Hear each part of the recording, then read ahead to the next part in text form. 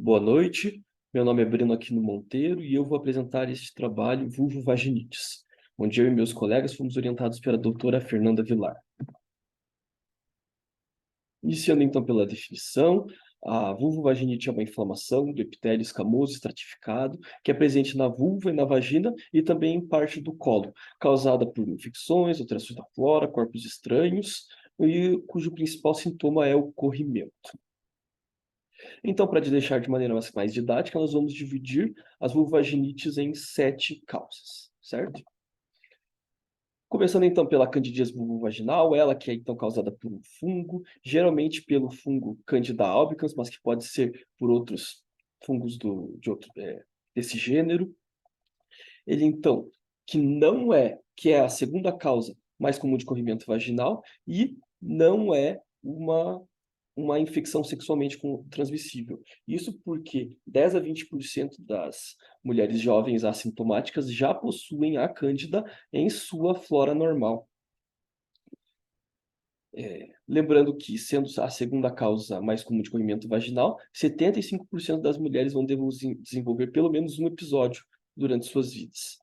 E entre fatores de risco, nós temos causas que acabam diminuindo a imunidade da paciente, como, por exemplo, diabetes mellitus, uso de corticoide, e uso de químio, imunossupressores, imunodeficiências, inclusive a infecção por HIV, e também outros fatores de risco, como a obesidade, descritos aqui.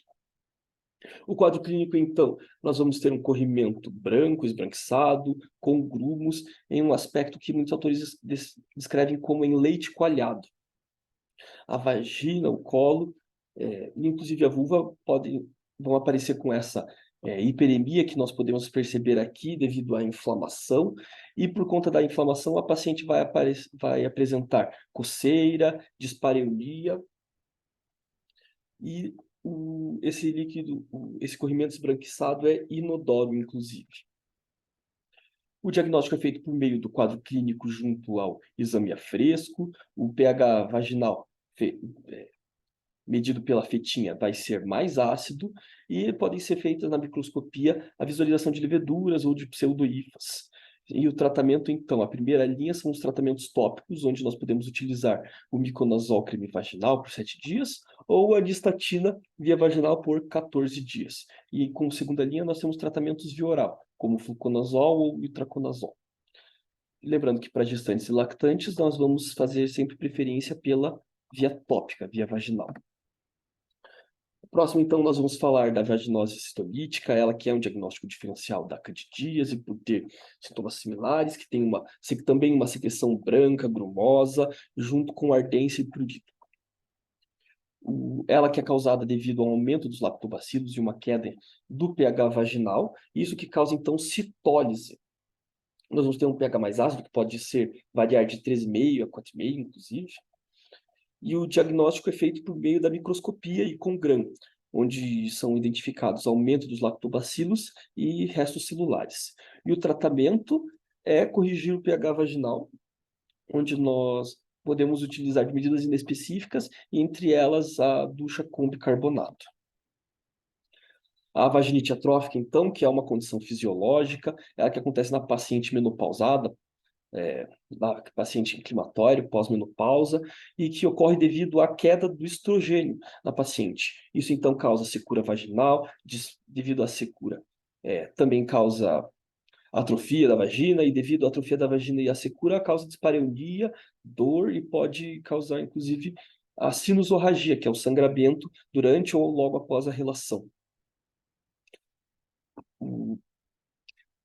Também ao exame ginecológico vai ser identificada, então, uma mucosa mais pálida devido a essa atrofia, menor secreção, e essa secreção, inclusive, que pode estar mais esbranquiçada, inclusive confundindo com cândida.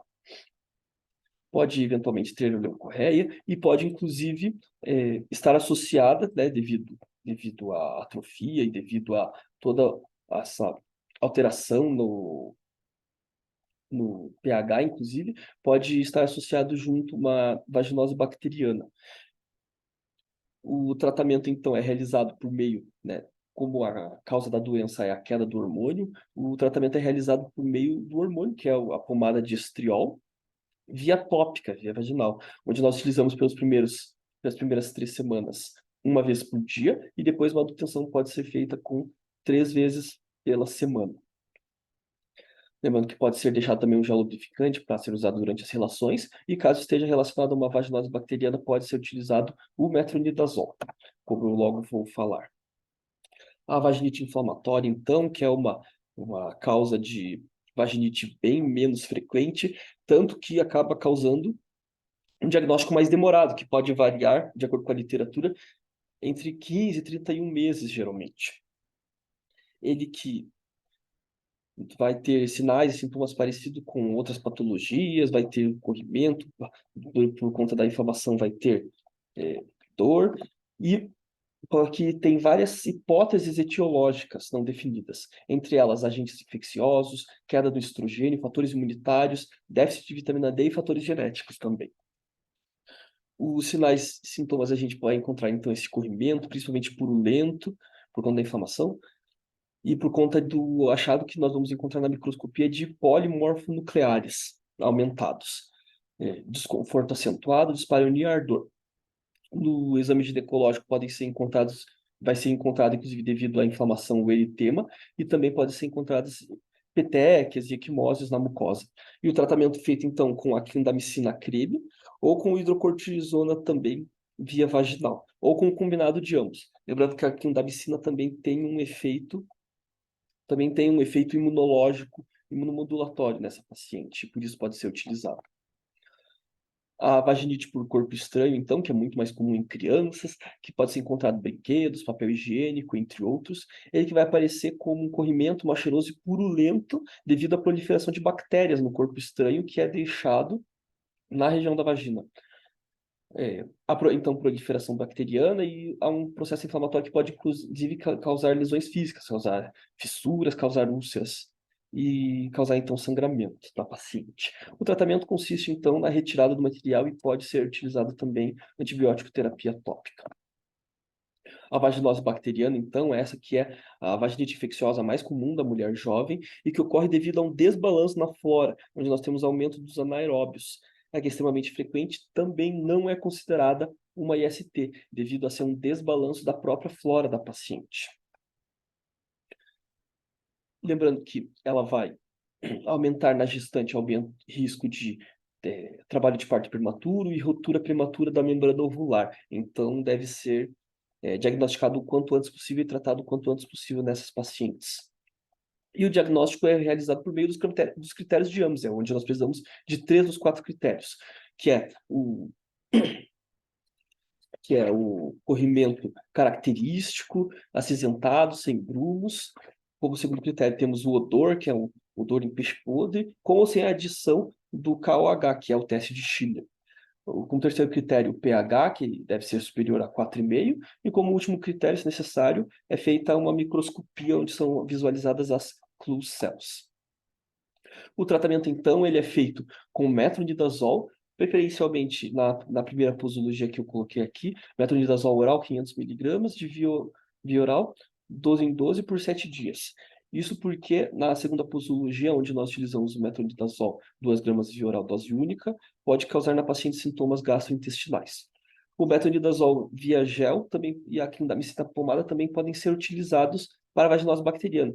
Porém, para casos em que esteja relacionada à próxima doença, nós acabamos dando preferência ao tratamento via oral, como logo eu vou explicar. Lembrando que o tratamento tópico é o mais preferencial nas pacientes gestantes e lactantes. Então, nós temos a tricomoníase, ela que é a terceira causa mais comum de vulvovaginite e que é causada por um protozoário. Então, não é um elemento normal da flora da paciente. Por conta disso, ela é obrigatoriamente transmitida por via sexual e, por conta disso, no tratamento deve ser tratado também o par ou a parceira da paciente. No quadro clínico, 50% das pacientes serão assintomáticas e outros 50% apresentarão, então, perdão, corrimento abundante, amarelo esverdeado, bolhoso, com odor fétido. A paciente vai apresentar o colo tigroide na visualização, ou em morango, ou em framboesa, são todos nomes para o mesmo para mesma visualização. Nós podemos ter sintomas urinários, dor pélvica, dispareunia, como eu já falei, durante a relação, sinusorragia também. Aqui nós podemos ver, então, o colo tigroide ou em framboesa, onde nós vemos aqui essas lesões hiperemiadas no colo.